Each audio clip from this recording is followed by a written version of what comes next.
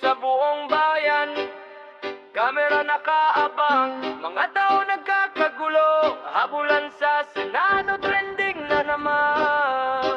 Habulan sa Senado, taguhan sa pasilyo. Lahat nakabang, pati radyo at dyaryo. Mainit ang eksena, buong bansa gulo. Itsihat na sa likod, sino kaya talo? Habulan sa Senado, sigawan at batikos. Social media apoy, puro na parinig. May galit, may kampi, may taong natatakot. Habang sambayanan, tahimik na nanonood. May konvoy na mabilis, kamera sumusunod. Bawat galaw bantay ng mata ng lungsod. Mga reporter, dikit parang pelikula. Headline ng bayan mula gabi hanggang umaga. Sa loob ng Senado, usapan ay mabigat. Mga tanong matalim parang bala sa dagat. May sumisigaw, hustisya, may depensa namang buo. Habang taong bayan lito-lito kung sino.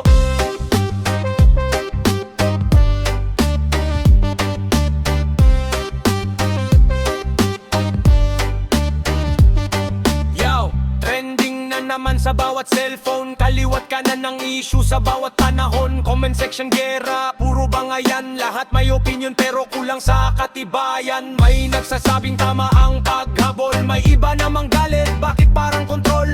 Politika ba o tunay na hustisya? Yan ang tanong ng masa gabi-gabi sa balita. Sa gitna ng ingay, sino bang panalo? Kung ang bayan pa rin hirap sa mundo. Mga tao sawa na sa gulo ng politika, pero sa issue na to lahat nakatutok pa. Habulan sa Senado, usok hanggang bubong. Pilipinas muling naging sentro ng tanong. Katotohanan ba o laro ng kapangyarihan? Taong bayan pa rin ang huusga sa hulit tulo ng laban.